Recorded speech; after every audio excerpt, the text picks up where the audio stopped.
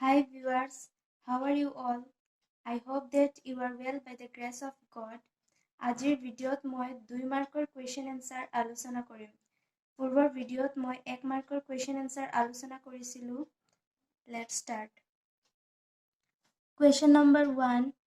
These are not raindrops falling from the sky. They are new coins. Why did Lencho consider the raindrops as new coins? আকাশৰ পৰা এইবোৰ বৰষুণৰ টোপাল পৰি থকা নাই। এইবোৰ হ'ল নতুন মুদ্ৰা। লেঞ্চোৱে বৰষুণৰ টোপালবোৰক কিয় নতুন মুদ্ৰা বুলি কৈছে? Answer. Lencho knew well that falling of raindrops at that time of ripening would make his corn rich. The more corn he could get, the more money he would earn. So he considered the raindrops as new coins. লেঞ্চোৱে ভালদৰে জানিছিল যে মাকৈ পকাৰ সময়ত বৰষুণৰ টোপাল পৰিলে তাৰ মাকৈ বহুত ধনী হ'ব, অৰ্থাৎ ধুনীয়া হৈ পৰিব। যিমান বেছি মাকৈ পাব সিমান বেছি তেওঁ অৰ্থ উপাৰ্জন কৰিব পাৰিব। গতিকে তেওঁ বৰষুণৰ টোপালবোৰক নতুন মুদ্ৰা হিচাপে বিবেচনা কৰিছিল। Question number 2. But don't send it to me through the mail because the post office employees are a bunch of crooks. What made Lencho think that the post office employees were a bunch of crooks? কিন্তু এইখিনি মোলৈ ডাকযোগে নপঠিয়াবা, কাৰণ ডাকঘৰৰ কৰ্মচাৰীসকল প্ৰবঞ্চকৰ দল হয়। কি কাৰণে লেঞ্চোৱে ডাকঘৰৰ কৰ্মচাৰীসকলক প্ৰবঞ্চক বুলি ভাবিছিল? Answer. When Lencho counted the money and found only 70 pesos, he grew angry. He thought that the post office employees had taken the rest of the money. Thus, he regarded the post office employees as a bunch of crooks.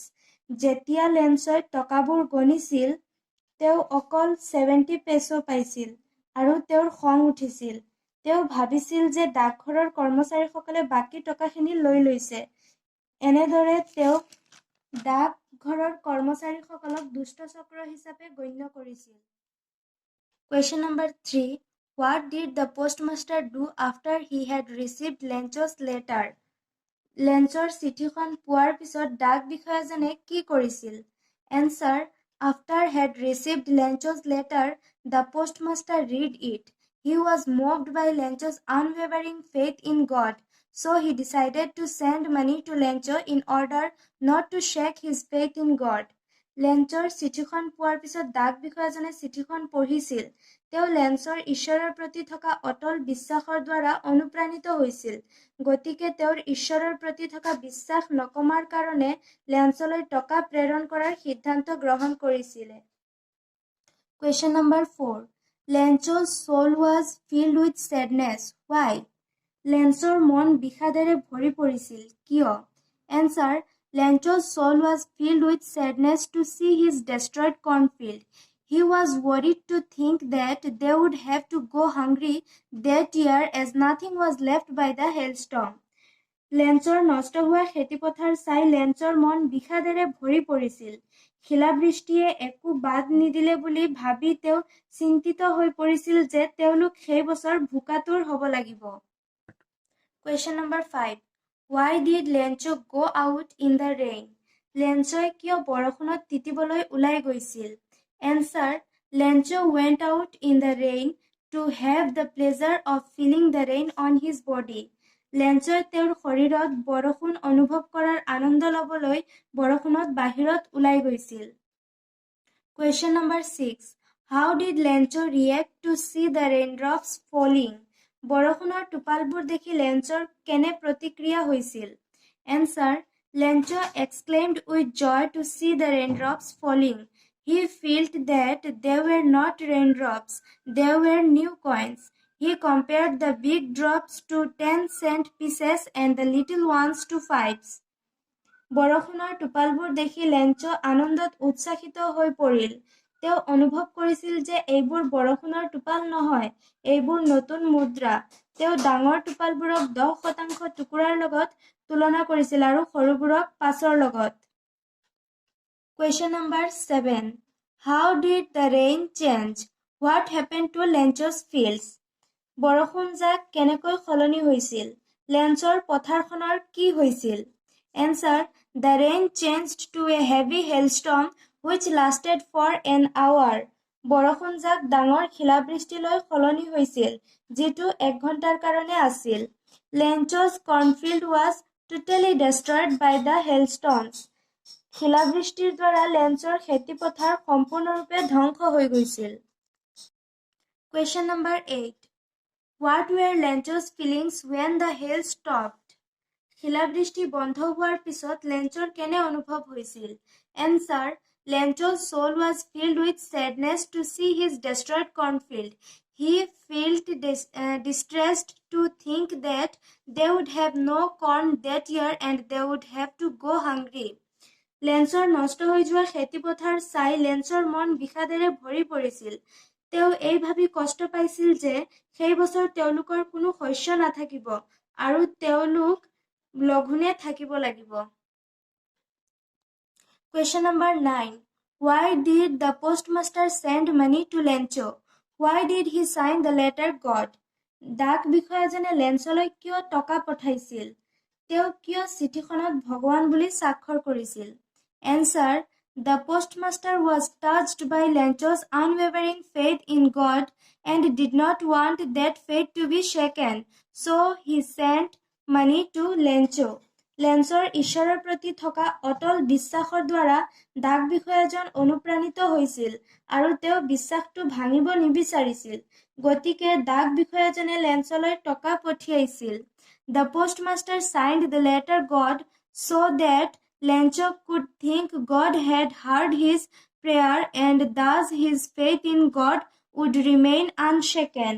ডাক বিষয়াজনে চিঠিখনত ভগৱান বুলি স্বাক্ষৰ কৰিছিল যাতে লেঞ্চই ভাবিব পাৰে যে ভগৱানে তেওঁৰ প্ৰাৰ্থনা শুনিছে আৰু ভগৱানৰ প্ৰতি তেওঁৰ বিশ্বাস দৃঢ় থাকে। Question number 10. There are two kinds of conflict in the story, between humans and nature and between humans themselves. How are these conflicts illustrated? পাঠটোত দুই ধৰণৰ সংঘৰ্ষ দেখা যায়, মানুহ আৰু প্ৰকৃতিৰ মাজত আৰু পৰস্পৰ মানুহৰ মাজত। এই সংঘৰ্ষবোৰ কেনেদৰে ব্যাখ্যা কৰা হৈছে? Answer. The conflict between humans and nature is illustrated by destruction of Lencho's cornfield by the hailstones. মানুহ আৰু প্ৰকৃতিৰ মাজৰ সংঘৰ্ষক শিলাবৃষ্টিৰ দ্বাৰা লেঞ্চৰ খেতিপথাৰ ধ্বংস কৰি চিত্ৰিত কৰা হৈছে। Conflict between humans is illustrated by Lencho's considering the post office employees who offered him help as crooks. পৰস্পৰ মানুহৰ মাজৰ সংঘৰ্ষত ডাকঘৰৰ কৰ্মচাৰীক দুষ্ট চক্ৰ বুলি বিবেচনা কৰি দেখুওৱা হৈছে যিসকলে লেঞ্চক সাহায্য কৰিছিল। Question number 11. What did Lencho write in his letter to God? লেঞ্চোৱে ভগৱানলৈ লিখা চিঠিখনত কি লিখিছিল? Answer. In his letter to God, Lencho wrote that if the God did not help, he and his family would have to die of hunger because the hailstorm had damaged all his corn.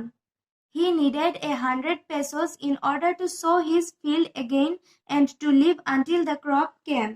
লেঞ্চোৱে ভগৱানলৈ লিখা চিঠিখনত লিখিছিল যে যদি ভগৱানে তেওঁ আৰু তেওঁৰ পৰিয়ালক সহায় নকৰে তেনেহলে তেওঁলোক ভোকা মৰিব লাগিব, কাৰণ শিলাবৃষ্টিয়ে তেওঁৰ সকলো মাকৈ নষ্ট কৰি পেলালে। তেওঁৰ মাটিত আকৌ গুটি সিঁচা আৰু ফচল নহা পৰ্যন্ত বাচি থাকিবলৈ তেওঁৰ 100 পেছো দৰকাৰ আছিল। Question number 12. What did Lencho write in his second letter to God? ভগৱানলৈ লিখা দ্বিতীয় পত্ৰখনত লেঞ্চোৱে কি লিখিছিল? Answer. In his second letter to God, Lencho wrote that of the money that he asked for only 70 pesos reached him. He asked the God to send him the remaining part as he needed it very much. He then wrote not to send it through the mail because the post office employees were crooks. ভগৱানলৈ লিখা দ্বিতীয় পত্ৰখনত লেঞ্চোৱে লিখিছিল যে তেওঁ যিমান টকা বিচাৰিছিল তাৰ কেৱল 70 পেছো সি পাইছিল। তেওঁ ভগৱানৰ ওচৰত তাৰ বাকী অংশখিনি খুব প্ৰয়োজন বুলি কৈ তাক পঠাবলৈ ক'লে। তাৰ পিছত তেওঁ লিখিলে ডাকৰ মাধ্যমত এইখিনি নপঠাবা কাৰণ ডাকঘৰৰ কৰ্মীসকল কুটিল। Question number 13. How did the postmaster collect money for Lencho? লেঞ্চলৈ পঠিয়াবৰ বাবে ডাক বিষয়াজনে কেনেদৰে পইচা সংগ্ৰহ কৰিছিল? Answer: To send money to Lencho, the postmaster asked for money from his employees and friends. He himself gave a part of his salary and thus he collected 70 pesos. লেঞ্চলৈ পইচা পঠিয়াবৰ বাবে ডাক বিষয়াজনে তেওঁৰ কৰ্মচাৰী আৰু বন্ধুৰ পৰা টকা বিচাৰিছিল। তেওঁ নিজেই তেওঁৰ বেতনৰ এটা অংশ দিছিলে আৰু এইভাৱে তেওঁ 70 পেছো সংগ্ৰহ কৰিছিলে। Question number 14. What made Lencho angry when he counted the money? টকাখিনি গণনা কৰোঁতে লেঞ্চৰ কিয় খং উঠিছিল? Answer: When Lencho opened the letter and counted the money, he found only 70 pesos. He thought that the post office employees had taken the rest of the money, and this made him angry. যেতিয়া লেঞ্চই চিঠিখন খুলিলে আৰু টকাখিনি গণনা কৰিলে, তেতিয়া তেওঁ কেৱল 70 পেছো পালে। তেওঁ ভাবিছিল যে ডাকঘৰৰ কৰ্মচাৰীসকলে বাকী টকাখিনি লৈ ল'লে আৰু সেইকাৰণে তেওঁৰ খং উঠিছিল। Question number 15. Why did Lencho write a second letter to God? লেঞ্চোৱে ভগৱানলৈ দ্বিতীয়বাৰ পত্ৰ কিয় লিখিছিল?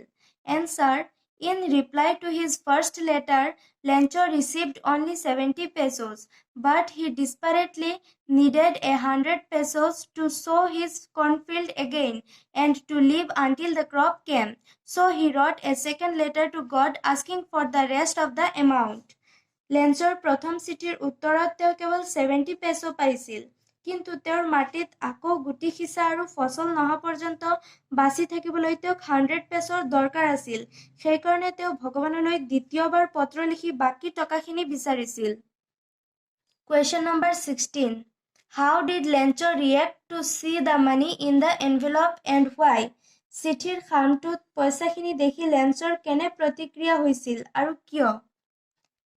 Answer: Lencho showed not the slightest surprise on seeing the money in the envelope. It was because of his full faith in God. He was confident that God could not have denied what he had requested. চিঠিৰ খামটোত পইচাখিনি দেখি Lencho সামান্যও আচৰিত হোৱা নাছিল। এইটো ভগৱানৰ প্ৰতি তেওঁৰ পূৰ্ণ বিশ্বাসৰ কাৰণেই হৈছিল। তেওঁ আত্মবিশ্বাসী আছিল যে ভগৱানে তেওঁৰ অনুৰোধটো অস্বীকাৰ কৰিব নোৱাৰিলে। Question number 17. What does Lencho say was worse than a plague of locust and why? Kakati ফৰিঙৰ মহামাৰীতকৈও কি বেয়া বুলি লেঞ্চোৱে কৈছে আৰু কিয়? Answer: Lencho says that the hailstones which had destroyed his cornfield completely was worse than a plague of locust. He says so because a swarm of locusts would have left more than the hailstones. লেঞ্চোৱে কৈছে যে যি শিলাবৃষ্টিবোৰে তেওঁৰ খেতিপথাৰ সম্পূৰ্ণৰূপে ধ্বংস কৰিছিল, সেইবোৰ কাকতি ফৰিঙৰ মহামাৰীতকৈও বেয়া। তেওঁ এইটো কৈছে কাৰণ শিলাবৃষ্টিতকৈ কাকতি ফৰিঙৰ মহামাৰীয়েও বেছি শস্য ৰাখি দিলেহেঁতেন। Question number 18. What did Lencho do with the letter that he had written to God? লেঞ্চোৱে ভগৱানলৈ চিঠিখন লিখাৰ পিছত কি কৰিলে? Answer: After had written the letter to God, Lencho put it in an envelope and wrote to God on the envelope. Then he went to the town post office, put a stamp on it and dropped into the mailbox. লেঞ্চোৱে ভগৱানলৈ চিঠিখন লিখাৰ পিছত চিঠিখন খামত ভৰাই ভগৱানলৈ বুলি লিখিছিল। তাৰ পিছত তেওঁ চহৰৰ ডাকঘৰত গৈছিল, খামটোত এটা ষ্টাম্প লগাইছিল আৰু ডাক বাকচত ভৰাই দিছিল। Question number 19. What problem did the postmaster face in replying Lencho's letter? লেঞ্চৰ চিঠিৰ উত্তৰ দিবলৈ গৈ ডাক বিষয়াজন কি সমস্যাৰ সন্মুখীন হৈছিল? Answer: Deciding to reply to Lencho's letter, when the postmaster opened it, he realized that it would not merely require a reply, but would require money to send with it. ডাক বিষয়াজনে যেতিয়া চিঠিখন খুলিলে, তেতিয়া লেঞ্চৰ চিঠিৰ উত্তৰ দিয়াৰ সিদ্ধান্ত লোৱাৰ পিছত তেওঁ বুজিব পাৰিছিল যে কেৱল উত্তৰ দিয়াৰ প্ৰয়োজন নহ'ব, কিন্তু অৰ্থৰ প্ৰয়োজন হ'ব। Question number 20. With what thought did the postmaster decide to open the letter written by Lencho? কি ভাবি ডাক বিষয়াজনে লেঞ্চই লিখা চিঠিখন খুলিবলৈ সিদ্ধান্ত কৰিছিল? Answer: The postmaster was very much impressed with Lencho's faith in God. Not wanting such faith to be shaken, he decided to answer the letter himself, and so he opened the letter. ডাক বিষয়াজনে লেঞ্চৰ ভগৱানৰ প্ৰতি বিশ্বাস দেখি প্ৰভাৱিত হৈছিল। এই বিশ্বাসটো ভাঙিব নিবিচাৰি তেওঁ নিজেই চিঠিৰ উত্তৰ দিয়াৰ সিদ্ধান্ত লৈছিলে আৰু সেইকাৰণে তেওঁ চিঠিখন খুলিছিল।